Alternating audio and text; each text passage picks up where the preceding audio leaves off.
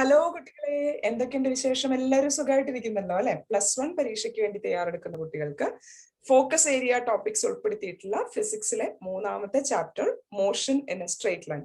ഇതില് 4 ടോപ്പിക്സ് ആണ് ഫോക്കസ് ഏരിയയിൽ ഉൾപ്പെടുത്തിയിട്ടുള്ളത്. അതിൽ ആദ്യത്തെ 2 ടോപ്പിക്സ് നമ്മൾ കഴിഞ്ഞ ദിവസം ഓൾറെഡി ഡിസ്കസ് ചെയ്തിരുന്നു. Position, path length and displacement, average speed and average velocity. ഇന്നത്തെ വീഡിയോയിൽ ഡിസ്കസ് ചെയ്യാൻ പോകുന്നത് അടുത്ത 2 ടോപ്പിക്സ് ആണ്, acceleration and kinematic equations of motion. ഈ 4 ടോപ്പിക്സ് മാത്രമേ നിങ്ങൾക്ക് 3rd ചാപ്റ്ററിൽ നിന്ന് ഫോക്കസ് ഏരിയ പ്രകാരം പഠിക്കാൻ പറഞ്ഞിട്ടുള്ളത്. വളരെ എളുപ്പത്തിൽ പഠിച്ചെടുക്കാൻ പറ്റുന്നതാണ്.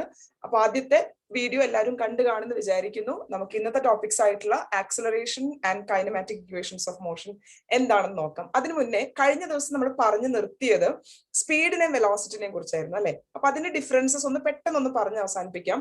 സ്പീഡ് കണ്ടുപിടിക്കുന്നത് എങ്ങനെയായിരുന്നു?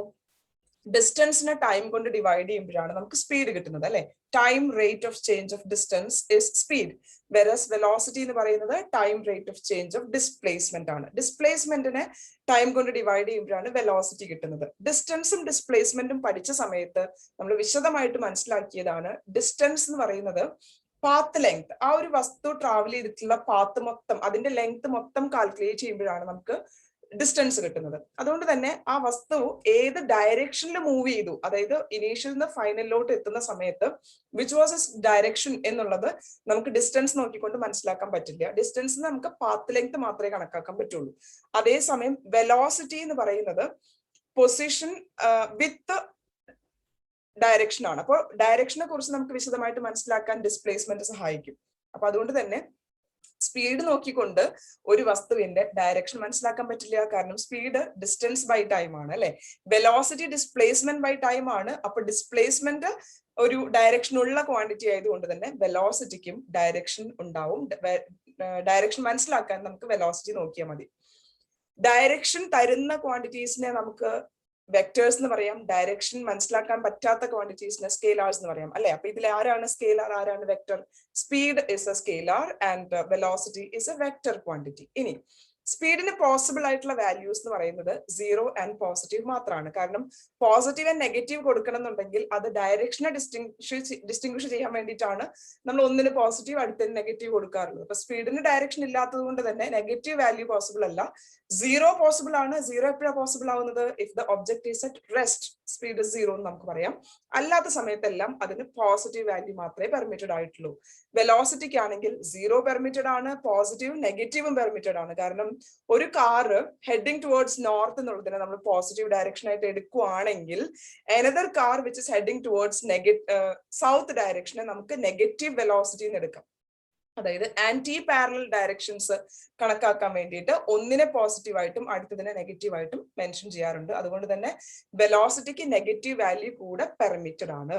ഓക്കെ, ഇനി ആവറേജ് സ്പീഡ് നോക്കുന്ന സമയത്ത് ആവറേജ് സ്പീഡ് എന്താണ്? ഒരു വസ്തു കുറെ ദൂരം സഞ്ചരിച്ചിട്ടുണ്ടെങ്കിൽ at the end of the journey നമ്മളൊരു ആവറേജ് സ്പീഡ് കണക്കാക്കുന്നത് എങ്ങനെയാണ്?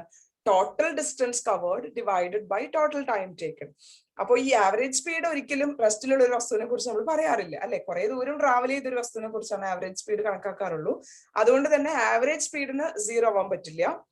പക്ഷെ ആവറേജ് വെലോസിറ്റിക്ക് 0 ആവാൻ പറ്റും. കാരണം ഇപ്പോ എ എന്ന് പറയുന്ന ഒരു ഇനീഷ്യൽ പൊസിഷനിൽ നിന്ന് ഈ വസ്തു കുറെ ദൂരം സഞ്ചരിച്ചു. ഓക്കെ, എന്നിട്ട് അവസാനം അത് എയിൽ തന്നെ തിരിച്ചെത്തിയിട്ടുണ്ടെങ്കിൽ ഡിസ്പ്ലേസ്മെന്റ് 0 ആണ്. അതുകൊണ്ട് തന്നെ ആവറേജ് വെലോസിറ്റി 0 ആണ്. അപ്പോൾ ആവറേജ് സ്പീഡ് 0 ആവാൻ പറ്റില്ല. ആവറേജ് വെലോസിറ്റിക്ക് 0 ആവാനുള്ള പോസിബിലിറ്റി ഉണ്ട്. ഓക്കെ, അപ്പൊ ഇതാണ് സ്പീഡും വെലോസിറ്റി തമ്മിലുള്ള ഡിഫറൻസ് നമ്മൾ പറഞ്ഞ് അവസാനിപ്പിച്ചത്. ഇന്ന് നമ്മൾ പഠിക്കാൻ പോകുന്ന ടോപ്പിക് ആക്സലറേഷൻ എന്നുള്ളതാണ്. ആക്സലറേഷൻ വെച്ചാൽ വെലോസിറ്റിയിൽ ഉണ്ടാവുന്ന ചേഞ്ചിനെയാണ് ആക്സലറേഷൻ പറയുന്നത്. അപ്പൊ ഈ വെലോസിറ്റിയിൽ ചേഞ്ച് ഉണ്ടാവുന്ന തരത്തിലുള്ള മോഷനെ നമ്മൾ എന്താ പഠിച്ചിട്ടുണ്ടായിരുന്നത്? കഴിഞ്ഞ ദിവസം നമ്മൾ പറഞ്ഞതാണ് നോൺ യൂണിഫോം മോഷൻ അല്ലെ? നോൺ യൂണിഫോം മോഷൻ എന്ന് പറഞ്ഞാൽ ആ വേർഡിൽ തന്നെ അതിന്റെ മീനിങ് ഉണ്ട്. അതായത് ഒരു വസ്തു ഈക്വൽ ടൈം ഇന്റർവെലിനകത്ത് അൺഈക്വൽ ഡിസ്റ്റൻസസ് ആണ് കവർ ചെയ്യുന്നത് എന്നുണ്ടെങ്കിൽ അതിനെ നമുക്ക് നോൺ യൂണിഫോം മോഷൻ എന്ന് പറയാം. Particle is said to be in non-uniform motion if it covers unequal distances in equal intervals of time എന്നുള്ളതാണ്. അപ്പോ ഈ വെലോസിറ്റിയിൽ ഉണ്ടാകുന്ന ചേഞ്ച് എത്രയാണ് എന്ന് കണക്കാക്കാനാണ് നമ്മൾ പുതിയ ഒരു ടേം ഉപയോഗിക്കുന്നത്. അതിന്റെ പേരാണ് ആക്സിലറേഷൻ. ആക്സിലറേഷൻ എന്ന് പറയുന്നത് it is the time rate of change of velocity. ഒരു വസ്തുവിന് ആക്സിലറേഷൻ ഉണ്ടാവണം എന്നുണ്ടെങ്കിൽ അതിന്റെ വെലോസിറ്റിക്ക് ഒരു ചേഞ്ച് സംഭവിക്കണം. ഈ വെലോസിറ്റിക്ക് ചേഞ്ച് സംഭവിക്കുക എന്ന് വെച്ചാൽ വെലോസിറ്റി ഒരു വെക്റ്റർ ക്വാണ്ടിറ്റി ആണ് അല്ലെ. അപ്പൊ അതിന് മാഗ്നിറ്റ്യൂഡും ഉണ്ട് ഡയറക്ഷനും ഉണ്ട്. അപ്പൊ വെലോസിറ്റിയുടെ ചേഞ്ച് എന്ന് പറഞ്ഞാൽ അതിന്റെ വാല്യൂ തന്നെ ചേഞ്ച് ആവണമെന്നില്ല, അതിന്റെ ഡയറക്ഷൻ ചേഞ്ച് ആയാലും നമുക്ക് ചേഞ്ച് ഇൻ വെലോസിറ്റി എന്ന് പറയാൻ പറ്റും. അപ്പോൾ ഒരു വസ്തുവിന്റെ മാഗ്നിറ്റ്യൂഡ് ഓഫ് സ്പീഡ് ചേഞ്ച് ആയാലും അല്ലെങ്കിൽ ഡയറക്ഷൻ ചേഞ്ച് ആയാലും അല്ലെങ്കിൽ രണ്ടും ചേഞ്ച് സംഭവിച്ചാലും അതിനെ നോൺ യൂണിഫോം മോഷൻ എന്ന് പറയാൻ പറ്റും. ഈ വസ്തുക്കൾക്ക് ആക്സിലറേഷൻ ഉണ്ട് എന്ന് നമുക്ക് മനസ്സിലാക്കാൻ പറ്റും. ഓക്കെ, ഈ ഒരു ചോദ്യങ്ങൾ, അതായത് ഞാൻ ഇവിടെ കുറച്ച് എക്സാമ്പിൾസ് പറയാൻ പോകുന്നുണ്ട്. ഇത് നിങ്ങൾക്ക് 1 മാർക്ക് ക്വസ്റ്റ്യൻസ് ആയിട്ട് എക്സ്പെക്ട് ചെയ്യാവുന്നതാണ്. അതായത് for a freely falling body the velocity changes in magnitude. അതായത് ഒരു വസ്തു ഒരു ഹൈറ്റിന് താഴേക്ക് വരുന്നതിനെയാണ് നമ്മൾ ഫ്രീലി ഫാളിംഗ് എന്ന് പറയുന്നത്. അവിടെ ആ വസ്തു സ്പീഡപ്പ് ചെയ്തുകൊണ്ടിരിക്കുകയാണ് അല്ലെ. മേലെന്ന് നമ്മൾ ഡ്രോപ്പ് ചെയ്യുന്ന സമയത്ത് അതിന്റെ സ്പീഡ് 0 ആണ്, വെലോസിറ്റി 0 ആണ്. താഴേക്ക് വരുന്തോറും അതിന്റെ സ്പീഡ് കൂടിക്കൊണ്ടിരിക്കുകയാണ്. അതിന്റെ അർത്ഥം there is A change in magnitude. അവിടെ വെലോസിറ്റിന്റെ ഡയറക്ഷനിൽ ചേഞ്ച് ഒന്നുമില്ല, കാരണം അത് ത്രൂ ഔട്ട് ദ ജേർണി താഴേക്ക് തന്നെയാണ് മൂവ് ചെയ്തുകൊണ്ടിരിക്കുന്നത്. അപ്പോൾ give an example of N accelerated motion in which there is A change in magnitude but direction remains the same എന്ന് ചോദിച്ചാൽ നമുക്ക് ഫ്രീലി ഫാളിംഗ് ബോഡി എന്ന എക്സാമ്പിൾ കൊടുക്കാം. അപ്പൊ ഇതാണ് ഞാൻ പറഞ്ഞത്. ഇപ്പൊ ഞാൻ പറയാൻ പോകുന്ന എക്സാമ്പിൾസ് ഒന്ന് നോട്ട് ചെയ്ത് വെക്കാം. നിങ്ങൾക്ക് ചിലപ്പോൾ 1 മാർക്കിന്റെ ഒക്കെ ക്വസ്റ്റ്യൻസ് ആൻസർ ചെയ്യാനായിട്ട് ഈ എക്സാമ്പിൾസ് ഹെൽപ്പ് ചെയ്യും. അപ്പൊ ഇവിടുത്തെ ചോദ്യം നിങ്ങൾക്ക് എക്സ്പെക്ട് ചെയ്യാവുന്നത് എങ്ങനെയാണ്? മാഗ്നിറ്റ്യൂഡ് ചേഞ്ച് ഉണ്ട്, പക്ഷെ ഡയറക്ഷൻ കോൺസ്റ്റന്റ് ആയിട്ട് ഇരിക്കുന്ന ഒരു ആക്സിലറേറ്റഡ് മോഷന്റെ എക്സാമ്പിൾ കൊടുക്കാൻ പറഞ്ഞാൽ ഫ്രീലി ഫാളിംഗ് ബോഡി എന്ന് നമുക്ക് പറയാം. ഇനി സർക്കുലർ പാത്തില് കോൺസ്റ്റന്റ് സ്പീഡിൽ മൂവ് ചെയ്യുന്ന ഒരു ഒബ്ജക്ട്. ഈ ഒരു ടൈപ്പ് ഓഫ് മോഷനെ കുറിച്ച് നമ്മൾ 9ാം ക്ലാസ്സിൽ വിശദമായിട്ട് പഠിച്ചിട്ടുള്ളതാണ്. യൂണിഫോം സർക്കുലർ മോഷൻ അല്ലെ, കേട്ട് കാണും, ഓർമ്മ വന്നിട്ടുണ്ടാവും എന്ന് വിചാരിക്കുന്നു. യൂണിഫോം സർക്കുലർ മോഷന്റെ പ്രത്യേകത എന്താണ്? ഒരു വസ്തു അതിന്റെ ട്രാക്ക് സർക്കുലർ ആണ്, ഓക്കെ, പക്ഷെ കോൺസ്റ്റന്റ് സ്പീഡിലാണ് അത് മൂവ് ചെയ്യുന്നത്.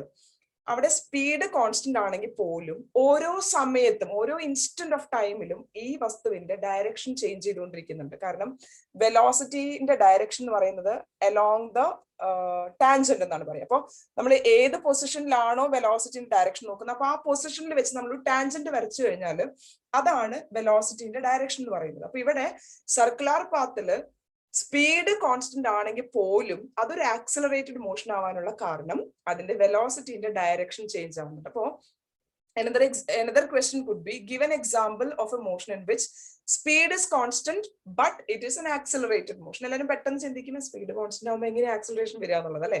സ്പീഡും ആക്സിലറേഷനും അല്ല റിലേഷനിലുള്ളത്, വെലോസിറ്റിയും ആക്സിലറേഷനും ആണ് റിലേഷനിലുള്ളത്. ഓക്കെ, അപ്പൊ സ്പീഡ് കോൺസ്റ്റന്റ് ആയാൽ പോലും ഡയറക്ഷനിൽ ചേഞ്ച് ഉണ്ടെങ്കിൽ അതൊരു ആക്സിലറേറ്റഡ് മോഷൻ ആണ്. അപ്പൊ uniform circular motion is an example of an object moving with constant speed but variable velocity. Velocity change ആണ്, സ്പീഡ് കോൺസ്റ്റന്റ് ആയിട്ടുള്ള ഒരു മോഷന്റെ എക്സാമ്പിൾ ആണ്. ഇനി ചില മോഷൻ ഉണ്ട് അതിൽ മാഗ്നിറ്റ്യൂഡും ചേഞ്ച് ആവും ഡയറക്ഷനും ചേഞ്ച് ആവും. അങ്ങനത്തെ എക്സാമ്പിൾ ഞാൻ ആദ്യം പറഞ്ഞത് മാഗ്നിറ്റ്യൂഡ് മാത്രം ചേഞ്ച് ഉള്ളതായിരുന്നു, രണ്ടാമത് പറഞ്ഞത് ഡയറക്ഷൻ മാത്രം ചേഞ്ച് ഉള്ളതായിരുന്നു, മൂന്നാമത് പ്രൊജക്ടൈൽ മോഷൻ എന്ന് വെച്ചാൽ നമ്മൾ ഈ ജാവലിൻ ത്രോ, ഡിസ്കസ് ത്രോ, അതായത് ഇവിടെ നിന്നിട്ട് ഇങ്ങനെ ഒരു ഡയറക്ഷനിൽ ഒരു വസ്തു നമ്മൾ ഇങ്ങനെ എറിയുവാണെങ്കിൽ എന്ത് സംഭവിക്കും?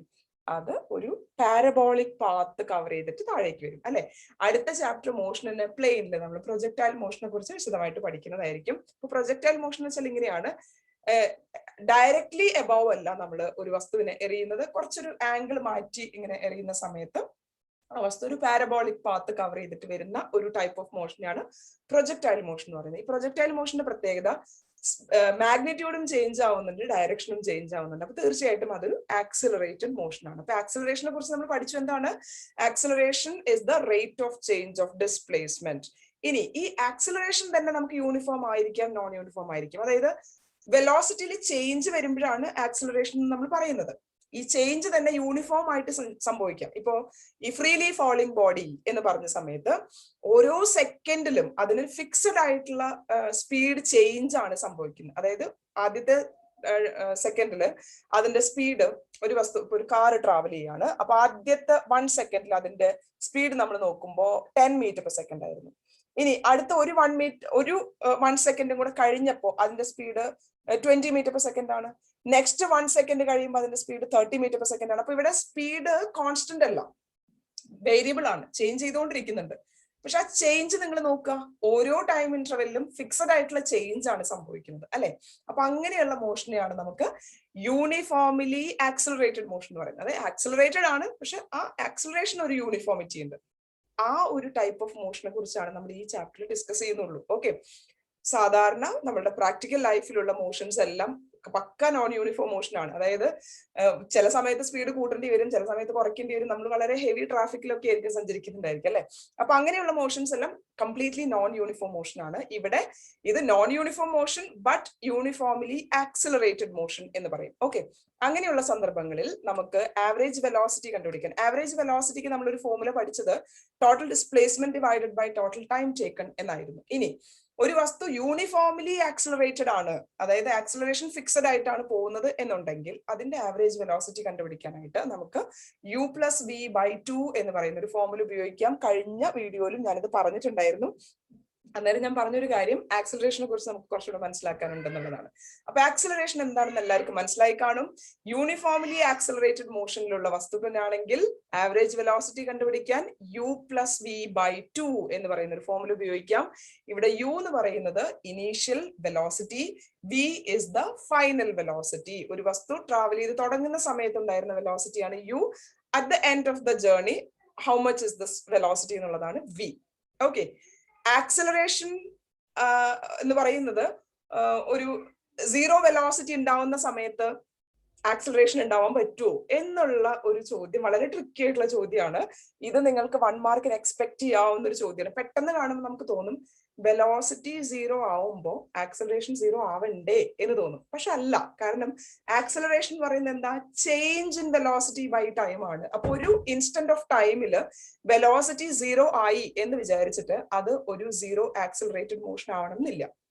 അത് ഏറ്റവും ബെസ്റ്റ് ആയിട്ടുള്ള എക്സാമ്പിള് നേരത്തെ പറഞ്ഞിരുന്നത്, ഒരു വസ്തു നമ്മൾ ഒരു ഹൈറ്റിൽ നിന്ന് ഡ്രോപ്പ് ചെയ്യാണെന്ന് വിചാരിക്കും. ഇപ്പൊ ഇതൊരു ബിൽഡിംഗ് ആയിരുന്നു, ആ ബിൽഡിങ്ങിന്റെ ടോപ്പിൽ നിന്ന് നമ്മൾ ഒരു കല്ലിങ്ങനെ ഡ്രോപ്പ് ചെയ്യാണ്. ഓക്കെ, നമ്മളിങ്ങനെ എറിയൊന്നും ചെയ്യല്ല, just dropping an object from the top of A building. Okay, ആ ഡ്രോപ്പ് ചെയ്യുന്ന സമയത്ത്, നമ്മൾ താഴെ ഇടാൻ തുടങ്ങുന്ന സമയത്ത് വെലോസിറ്റി സീറോ ആണ്, പക്ഷേ ആക്സിലറേഷൻ ഉണ്ട്. ആ വസ്തുവിൽ ആക്ട് ചെയ്യുന്ന ആക്സിലറേഷന്റെ പേരാണ് ആക്സിലറേഷൻ ഡ്യൂ ടു ഗ്രാവിറ്റി.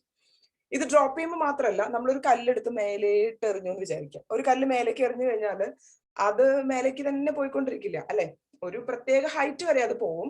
അത് കഴിഞ്ഞിട്ട് അതിന്റെ അപ്പുറത്തേക്ക് അതിന് പോകാൻ പറ്റില്ല, അത് താഴേക്ക് വരും. കാരണം എന്താ, ആ ഒരു പ്രത്യേക ഹൈറ്റിൽ എത്തുന്ന സമയത്ത് അതിന്റെ വെലോസിറ്റി സീറോ ആയി പോവാണ്. അതുകൊണ്ടാണ് അതിന് ഫർദർ മുകളിലോട്ട് തന്നെ പോകാൻ പറ്റാത്തത്. അപ്പോ ഈ ഫ്രീലി ഫോളിംഗ് ഒബ്ജക്ട് അല്ലെങ്കിൽ when an object is thrown upwards at the maximum height, ആ മാക്സിമം ഹൈറ്റിൽ എത്തുന്ന സമയത്ത് വെലോസിറ്റി സീറോ ആണ്, പക്ഷേ അവിടെ ഒരു ആക്സിലറേഷൻ ഉണ്ട്.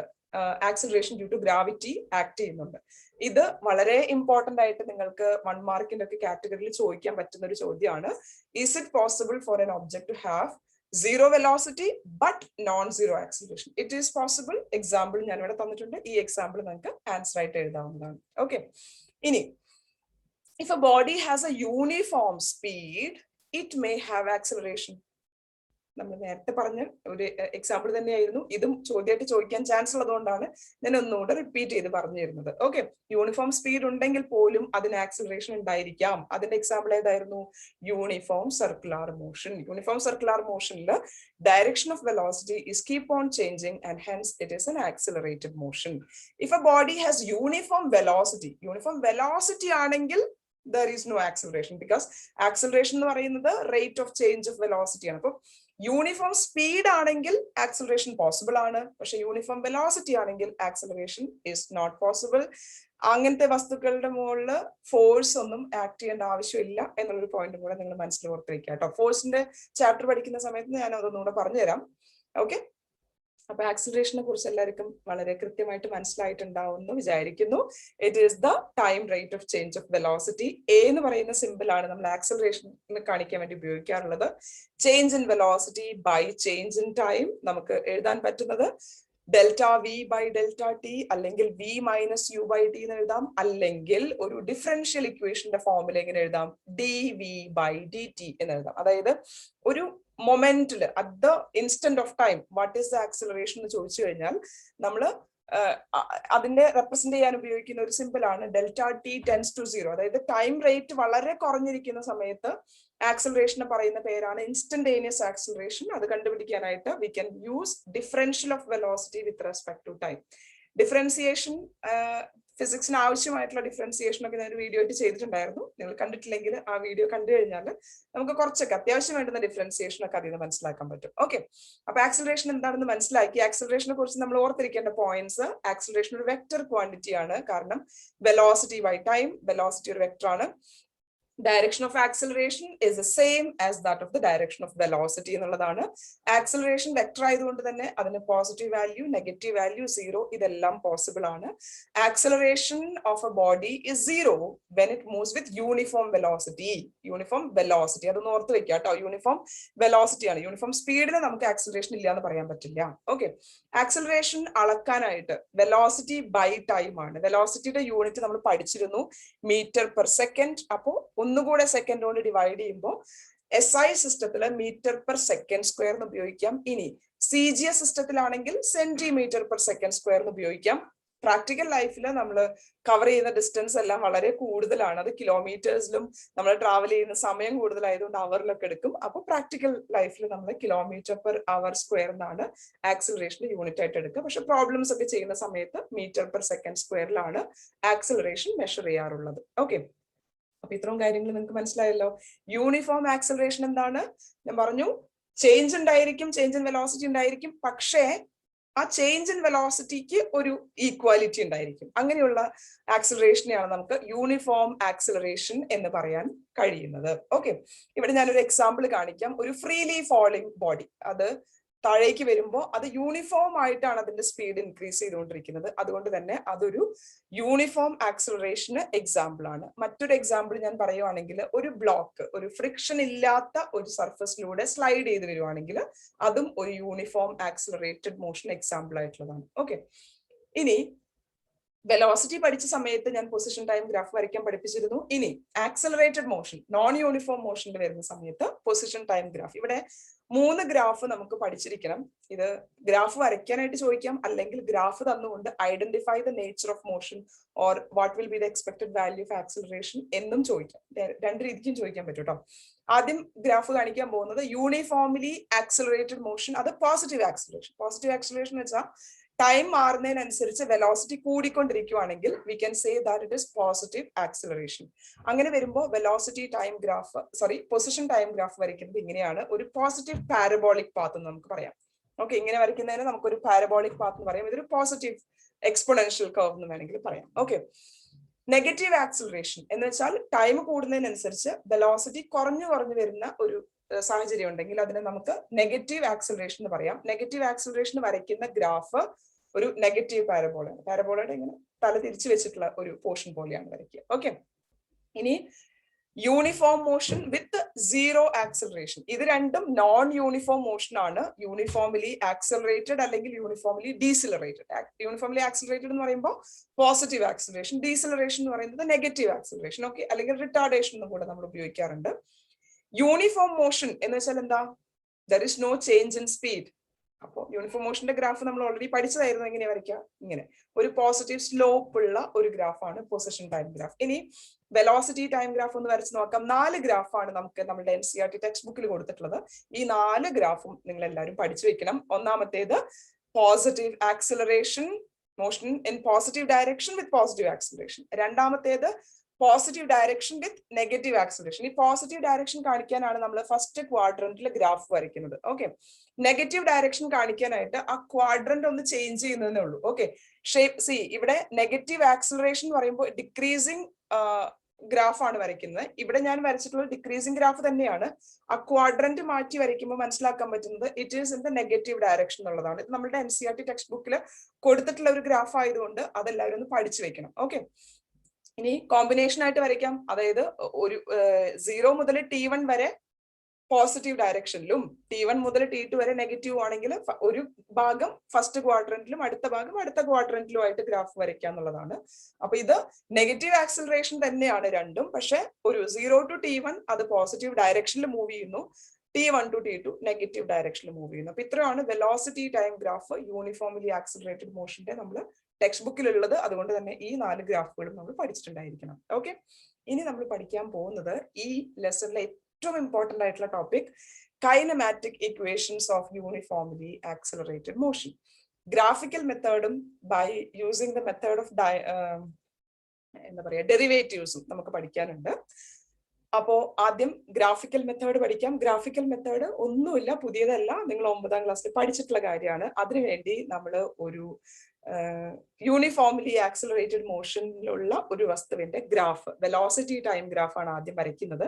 അപ്പൊ ഇതാണ് വെലോസിറ്റി ടൈം ഗ്രാഫ്. നിങ്ങൾക്കറിയാം ഇത് യൂണിഫോം ആക്സിലറേഷൻ ആയതുകൊണ്ട് തന്നെ ഇതൊരു പോസിറ്റീവ് സ്ലോപ്പ് ഉള്ള ഗ്രാഫാണ്.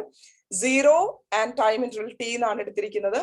0 ടൈം ഉള്ള സമയത്ത് വെലോസിറ്റിന്റെ വാല്യൂ u എന്നും t എന്ന് പറയുന്ന ടൈമിനകത്ത് വെലോസിറ്റിന്റെ വാല്യൂ v എന്നുമാണ് നമ്മൾ ഗ്രാഫിൽ മാർക്ക് ചെയ്തിട്ടുള്ളത്. പിന്നെ for the purpose of derivation നമ്മൾ O, A, B, C, D എന്നുള്ള ലെറ്റേഴ്സ് ഒക്കെ കൊടുത്തിട്ടുണ്ട്. ഇതില് ഈ O, T, U, V ഇത് നിങ്ങൾ ഇതേപോലെ തന്നെ ഉപയോഗിക്കണം. മറ്റുള്ള ലെറ്റേഴ്സ് ABCD എന്ന് പകരം നിങ്ങൾക്ക് PQRS എഴുതിയാലൊന്നും യാതൊരു പ്രശ്നവും ഇല്ല. വെലോസിറ്റി ടൈം ഗ്രാഫിന്റെ ഷേപ്പ് ഇതായിരിക്കണം. Initial velocity, final velocity mark ചെയ്തിട്ടുണ്ടായിരിക്കണം. First equation of motion derive ചെയ്യാൻ വേണ്ടിയിട്ട് നമ്മൾ ഉപയോഗിക്കുന്ന ഒരു ഇൻഫർമേഷൻ എന്ന് പറയുന്നത് വെലോസിറ്റി ടൈം ഗ്രാഫിൽ നിന്ന് 2 കാര്യങ്ങളാണ് നമുക്ക് മനസ്സിലാക്കാൻ പറ്റുന്നത്. ഒന്നാമത്തെ കാര്യം, ഈ വെലോസിറ്റി ടൈം ഗ്രാഫിന്റെ സ്ലോപ്പ് നോക്കിക്കഴിഞ്ഞാൽ വസ്തുവിന്റെ ആക്സിലറേഷനെ കുറിച്ച് നമുക്ക് കൃത്യമായിട്ടുള്ള ധാരണ കിട്ടും. അതായത് 2 വെലോസിറ്റി ടൈം ഗ്രാഫ്സ് തന്നിട്ടുണ്ടെങ്കിൽ സ്ലോപ്പ് നോക്കിക്കൊണ്ട് നമുക്ക് കമ്പയർ ചെയ്യാൻ പറ്റും which one is having more acceleration എന്നുള്ളത്. ഓക്കെ, അപ്പോൾ slope of velocity time graph will give U acceleration എന്നുള്ളതാണ് നമ്മൾ first equation of motion derive ചെയ്യാൻ വേണ്ടി ഉപയോഗിക്കുന്ന ഇൻഫർമേഷൻ. ഇനി വെലോസിറ്റി ടൈം ഗ്രാഫിൽ നിന്ന് രണ്ടാമത് നമുക്ക് മനസ്സിലാക്കാൻ പറ്റുന്ന കാര്യം ഏതാണ്? Area under velocity time graph will give U displacement. അപ്പൊ വെലോസിറ്റി ടൈം ഗ്രാഫ് പഠിക്കുന്നതിന്റെ 2 കാരണങ്ങൾ, ഒന്നാമത്തേത് നമുക്ക് ആക്സിലറേഷൻ മനസ്സിലാക്കാം, രണ്ടാമത് നമുക്ക് ഡിസ്പ്ലേസ്മെന്റ് മനസ്സിലാക്കാം. ആക്സിലറേഷൻ എങ്ങനെയാണ് മനസ്സിലാക്കുന്നത്? It is slope of velocity time graph.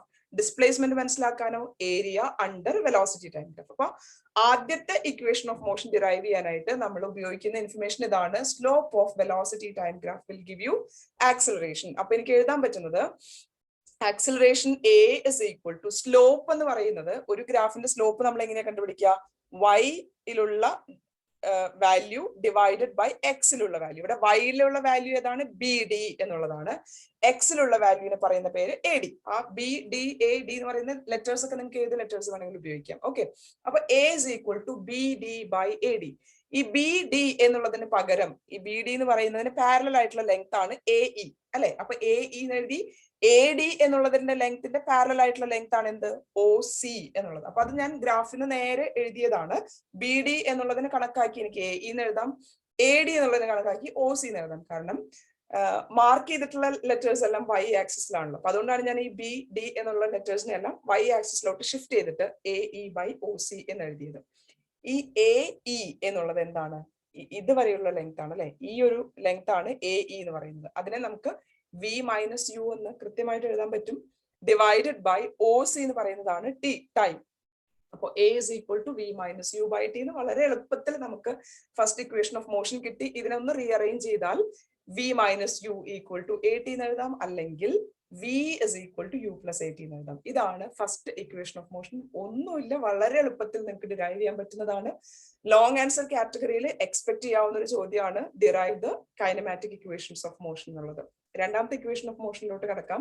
അതിനുവേണ്ടി നമ്മൾ വരയ്ക്കുന്ന ഗ്രാഫ് സെയിം തന്നെയാണ്, പക്ഷെ ഇവിടെ സ്ലോപ്പിന് പകരം നമ്മൾ കണ്ടുപിടിക്കാൻ പോകുന്നത് area under velocity time graph ആണ്. അപ്പൊ അതാണ് ഞാൻ ഇവിടെ ഷെയ്ഡ് ചെയ്ത് കാണിച്ചിരിക്കുന്നത്. ഏരിയ ആണ് ഷെയ്ഡ് ചെയ്ത് കാണിച്ചിരിക്കുന്നത്. അപ്പൊ ഈ ഗ്രാഫ് അല്ലെങ്കിൽ ഈ ഡയഗ്രം നോക്കുമ്പോൾ നമുക്കറിയാം ആ ഷെയ്ഡഡ് പോർഷൻ ഒരു ട്രപ്പീസിയത്തിന്റെ ഷേപ്പിലാണ് നിൽക്കുന്നത് അല്ലെ? അപ്പൊ ട്രപ്പീസിയത്തിന്റെ ഏരിയ നമുക്ക് കണ്ടുപിടിക്കാനായിട്ട് ഫോർമുല മാത്സിന് പഠിച്ചിട്ടുണ്ട്, ഓർക്കുന്നുണ്ടായിരിക്കും എന്നാണ് ഞാൻ വിചാരിക്കുന്നത്. Half into h into a plus b എന്നുള്ളതാണ് ട്രപ്പീസിയത്തിന്റെ ഏരിയയുടെ ഇക്വേഷൻ. h എന്ന് പറയുന്നത് height of the trapezium, a and b എന്ന് പറയുന്നത് ലെങ്ത് ഓഫ് പാരലൽ സൈഡ്സ് ആണ്. അപ്പോ ട്രപ്പീസിയത്തിന്റെ പാരലൽ സൈഡ്സ് എന്ന് പറയുന്നത് ഇവിടെ ഒ എയും ബി സിയും ആണ് പാരലൽ സൈഡ്സ് അല്ലെ. എ ബി എന്ന് പറയുന്ന ഒ സി എന്ന് പറയുന്നത് പാരലൽ ആയിട്ടുള്ള സൈഡ് അല്ല. അപ്പൊ എക്ക് പകരം ഒ എ എന്ന് എഴുതാം, ബിക്ക് പകരം ബി സി എന്ന് എഴുതാം. മനസ്സിലായി കാണുന്നതാണ് വിചാരിക്കുന്നത്. Height of the trapezium is A D. അപ്പോ area of the trapezium will give you what? Displacement. അപ്പൊ ഡിസ്പ്ലേസ്മെന്റ് ഞാൻ എസ് എന്ന് പറയുന്ന സിമ്പിൾ കൊടുക്കുവാണെങ്കിൽ I can write S equal to half into O C stands for height of the trapezium into O A plus B C which is equal to half into O C എന്ന് പറയുന്ന ഗ്രാഫിൽ നോക്കി കഴിയുമ്പോൾ നമുക്കറിയാം it is T. ഇനി O A എന്ന് പറയുന്നത് എന്താണ്? ഇവിടുന്ന് ഇവിടെ എ വരെയുള്ള ലെങ്തിനെ നമുക്ക് യു ഇനീഷ്യൽ വെലോസിറ്റി എടുക്കാം. സി ബി എന്ന് പറഞ്ഞാൽ ഇത് ഫൈനൽ വെലോസിറ്റി വി ആണ്. അപ്പോൾ half into T into U plus V.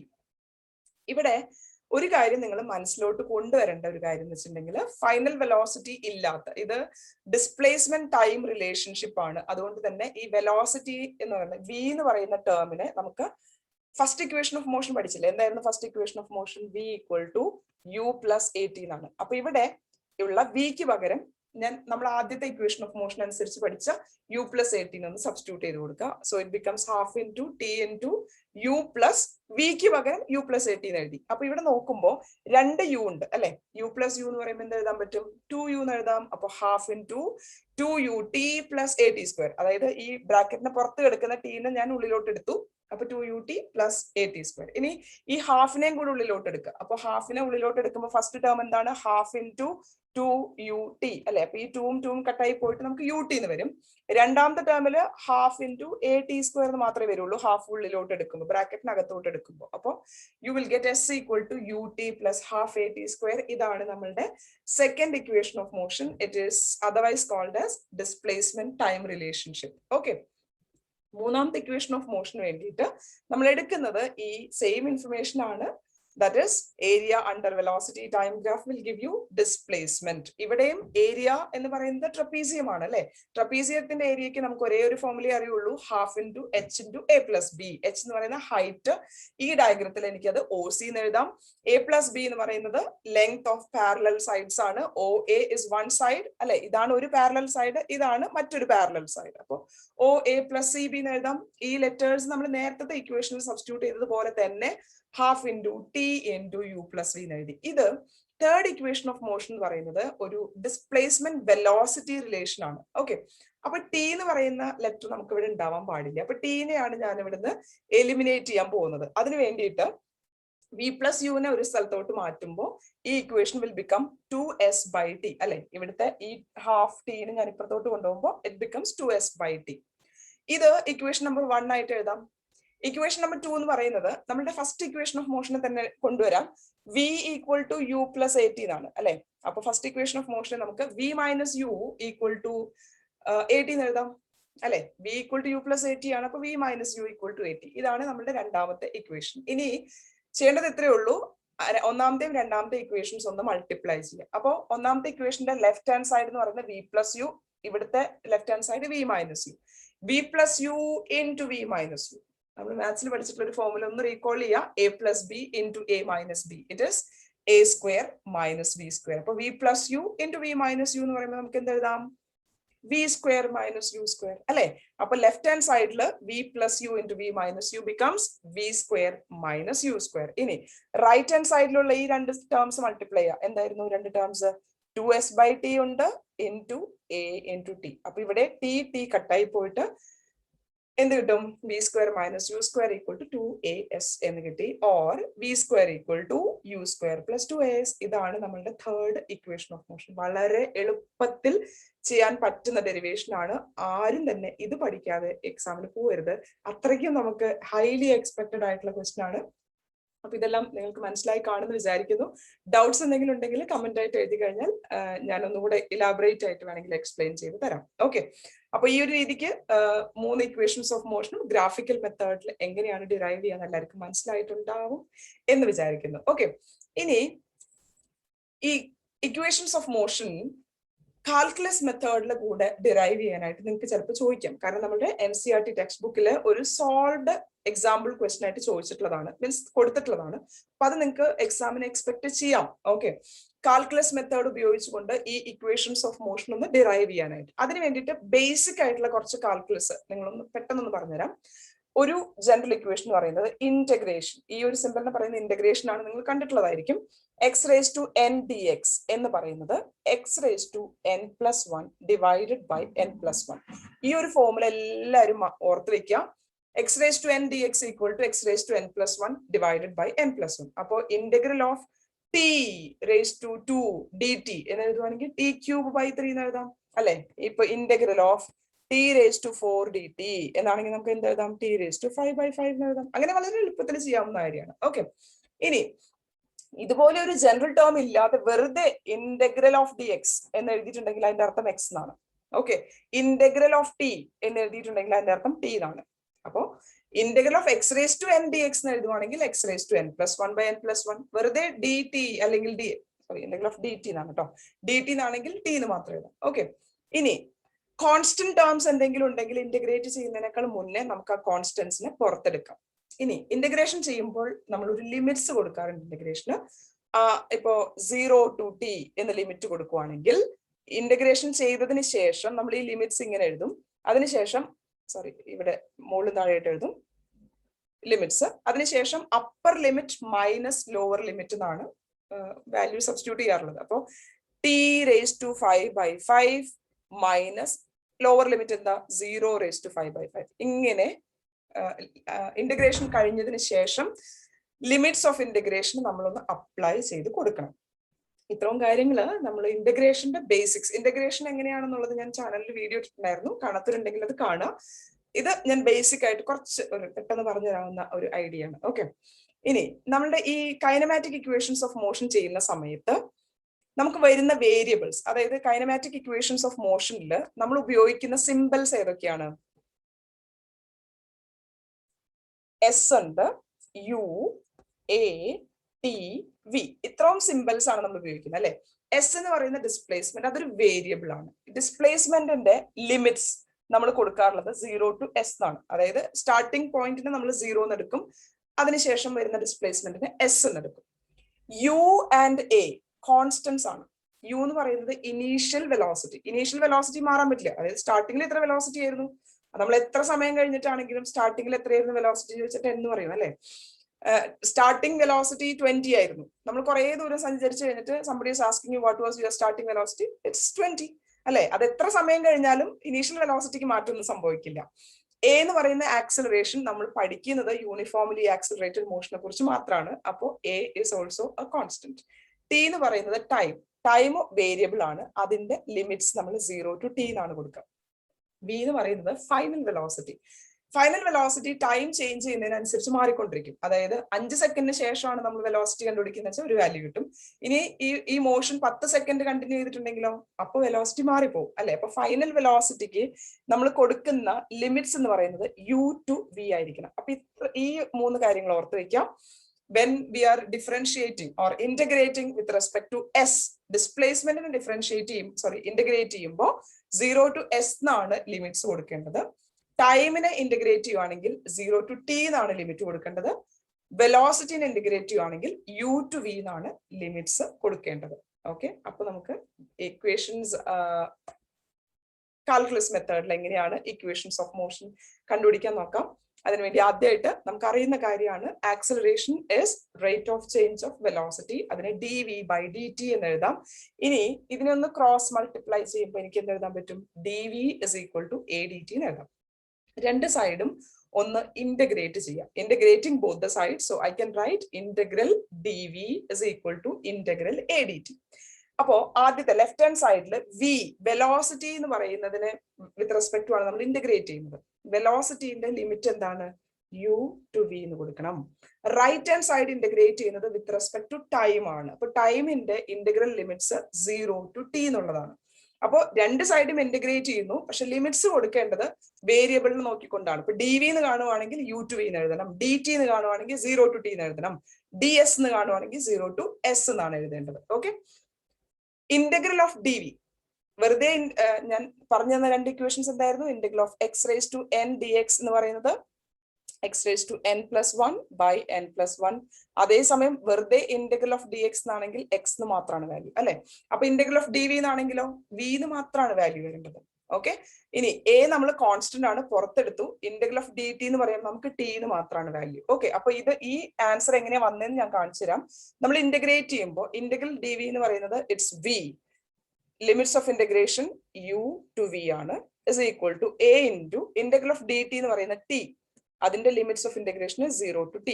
ഇനി എന്ത് ചെയ്യണം? ഇന്റഗ്രേറ്റ് ചെയ്തതിന് ശേഷം upper limit minus lower limit കൊടുക്കണം. ഇവിടെ അപ്പർ ലിമിറ്റ് എന്താണ്? v minus lower limit u. So v minus u is equal to a into ഇവിടുത്തെ upper limit t minus lower limit 0. അപ്പോ t a into t minus 0 which is nothing but t. അപ്പൊ v minus u equal to 80 കിട്ടി, or v is equal to u plus 80.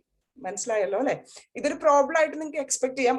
ഇതും കൂടെ പഠിച്ചിരിക്കാൻ വേണ്ടിയിട്ടാണ് ഞാൻ പറയുന്നത് കേട്ടോ. ഇത് അത്രയും ഇമ്പോർട്ടന്റ് അല്ല, പക്ഷെ ടെക്സ്റ്റ് ബുക്കിൽ സോൾവ് ചെയ്തിട്ടുള്ള ഒരു ക്വസ്റ്റൻ ആയതുകൊണ്ട് നമ്മളൊന്ന് പഠിച്ചു വെക്കുന്നത് നല്ലതായിരിക്കും. Okay, v equal to d s by D t അറിയുന്ന കാര്യമാണ്. വെലോസിറ്റി എന്ന് പറയുന്നത് rate of change of displacement ആണ്. നേരത്തെ ചെയ്തതുപോലെ തന്നെ എന്ത് ചെയ്യാം? ക്രോസ് മൾട്ടിപ്ലൈ ചെയ്യാം.